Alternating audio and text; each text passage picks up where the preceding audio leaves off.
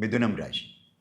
മിഥുനം രാശി എന്ന് പറയുമ്പോൾ മകീരത്തിലെ പകുതിയും തിരുവാതിര നക്ഷത്രവും പുണർതത്തിൻ്റെ മുക്കാൽ ഭാഗവും കൂടി ചേരുന്നതാണ് ഈ മിഥുനം രാശി എന്ന് പറയുന്നത്. ഗോചരം നമുക്ക് നോക്കുമ്പോൾ ശനി 10ാം ഭാവത്തിൽ നിൽക്കുന്നു. വ്യാഴം ജൂൺ 2 വരെ 1ാം ഭാവത്തിൽ അഥവാ ലഗ്നത്തിലും അതിനുശേഷം 2ാം ഭാവത്തിലേക്കും വരുന്നു. വളരെ അധികം അനുകൂലമായ ഒരു സാഹചര്യം തന്നെയാണ്. മോശമല്ലാത്ത ഒരു വർഷം തന്നെയാണ് ഈ വർഷം ഈ മിഥുനം രാശിക്കാർക്ക് ഉണ്ടാവുന്നത്. തൊഴിൽപരമായിട്ട് എടുത്തു നോക്കുമ്പോൾ ശനി 10ലാണ് നിൽക്കുന്നത്, അതായത് കർമ്മസ്ഥാനത്താണ് ശനി നിൽക്കുന്നത് എന്നർത്ഥം. അങ്ങനെയാണെങ്കിൽ അതിൻ്റെ ഫലം എന്താണ്? കഠിനമായി അധ്വാനിക്കണം, ഇത്തിരി കഷ്ടപ്പെടേണ്ടി വരും. തൊഴിൽ മേഖലയിൽ, നിലവിലുള്ള തൊഴിൽ മേഖലയിൽ ഒന്നുകൂടി കഠിനമായിട്ടൊന്ന് ഒന്ന് അധ്വാനിക്കേണ്ടി വരിക, അല്ലെങ്കിൽ ഇത്തിരിയും കൂടെ ഒന്ന് പ്രയാസത്തോ ആണെങ്കിൽ പോലും ഒന്ന് കഠിനമായി അധ്വാനിക്കുകയാണെങ്കിൽ അതിൻ്റെ പ്രതിഫലവും അതുപോലെ നിങ്ങൾക്ക് ലഭിക്കും. സാമ്പത്തികമായിട്ടുള്ള നേട്ടം നമുക്ക് ലഭിക്കുമെന്ന് പറയാം.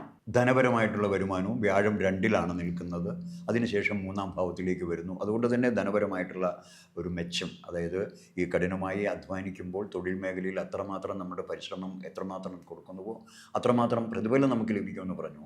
ആ ധനപരമായിട്ടുള്ള വർധനവ് നമുക്ക് ഉണ്ടാക്കിയെടുക്കാൻ സാധിക്കും.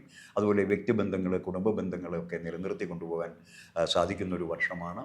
കഴിഞ്ഞു പോയിട്ടുള്ള കാലങ്ങളിൽ ഉണ്ടായിട്ടുള്ള പാളിച്ചകളൊക്കെ നികത്തി ബന്ധങ്ങളെ ഏകോപിപ്പിച്ച് കൊണ്ടുപോകുവാനും കുടുംബാന്തരീക്ഷം മെച്ചപ്പെടുത്തുവാനും, അതുപോലെ തന്നെ വിവാഹം മുടങ്ങിക്കിടക്കുന്നവർക്കോ അല്ലെങ്കിൽ വിവാഹ ബന്ധത്തിൽ എന്തെങ്കിലുമൊക്കെ പാളിച്ചകൾ ഉണ്ടാവുകയോ ചെയ്തിട്ടുണ്ടെങ്കിൽ അവയെല്ലാം പരിഹരിക്കാനും വിവാഹം നടക്കുവാനും അന്വേഷിക്കുന്ന ജീവിത പങ്കാളികളെ തേടുന്നവർക്ക് എല്ലാം ഒത്തുവരുന്ന, അനുകൂലമായി വരുന്ന ഒരു ബന്ധങ്ങളുടെയൊക്കെ ഒരു നല്ല ഒരു വർഷമായിട്ടാണ് ഈ 2026 മിഥുനം രാശിക്കാർക്ക് കാണുന്നത്. അതുപോലെ തന്നെ നമുക്ക് ധനപരമായിട്ട് നോക്കുകയാണെങ്കിൽ വർഷത്തിൻ്റെ ആദ്യ പകുതിയിൽ തന്നെ നല്ല എന്താ പറയുക, നമുക്ക് കുറച്ചുകൂടി അനുകൂലമായിട്ടുള്ള ധനപരമായിട്ടുള്ള വരവുണ്ടായിരിക്കും. അപ്പോൾ വളരെ സാമ്പത്തികപരമായിട്ടുള്ള കുറച്ച് ബുദ്ധിമുട്ടുകൾ ആദ്യം അനുഭവപ്പെടും എന്ന് ഉണ്ടെങ്കിൽ പോലും, അതായത് തൊഴിൽപരമായിട്ട് ബുദ്ധിമുട്ട്, കുറച്ച് കഠിനമായി അധ്വാനിക്കണമെന്ന് പറഞ്ഞു വരാം. അപ്പോൾ സാമ്പത്തികമായിട്ട് പ്രയാസങ്ങളുണ്ടാകും. പക്ഷേ 2ാം പകുതി ആകുമ്പോഴത്തേക്കും ആ പ്രയാസങ്ങളൊക്കെ നീങ്ങി നമ്മുടെ കഠിനാധ്വാനത്തിൻ്റെ ഫലമൊക്കെ നമുക്ക് കിട്ടിത്തുടങ്ങും.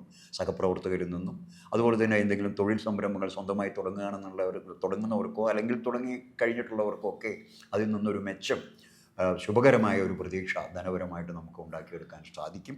അതുപോലെ ആരോഗ്യപരമായിട്ട് നോക്കുമ്പോൾ ജോലി സംബന്ധമായിട്ടുള്ള സമ്മർദ്ദങ്ങൾ ധാരാളം ഈ തൊഴിൽപരമായിട്ടുണ്ടാകുമ്പോൾ സ്വാഭാവികമായും ആരോഗ്യപരമായിട്ട് കുറച്ച് ക്ഷീണിതാവസ്ഥ സംഭവിക്കാൻ സാധ്യതയുണ്ട്. അപ്പോൾ അതൊന്ന് എടുക്കാൻ ശ്രദ്ധിക്കണം. അതായത് ഭക്ഷണക്രമങ്ങൾ പാലിക്കുക, കൃത്യമായി ഭക്ഷണം കൃത്യസമയത്ത് തന്നെ കഴിക്കുക, വ്യായാമങ്ങൾ ചെയ്യുക, അതുപോലെ തന്നെ മറ്റ് എന്തെങ്കിലും ഔഷധ സേവകളോ അല്ലെങ്കിൽ മറ്റെന്തെങ്കിലും ആരോഗ്യ പ്രശ്നങ്ങളുണ്ടെങ്കിൽ ഡോക്ടറെയൊക്കെ കണ്ട് അല്ലെങ്കിൽ വൈദ്യരെയൊക്കെ കണ്ട് അതിൻ്റേതായ രീതിയിലുള്ള ക്രമീകരണങ്ങൾ, ചികിത്സാ പദ്ധതികളൊക്കെ തുടർന്നുകൊണ്ട് പോവുക.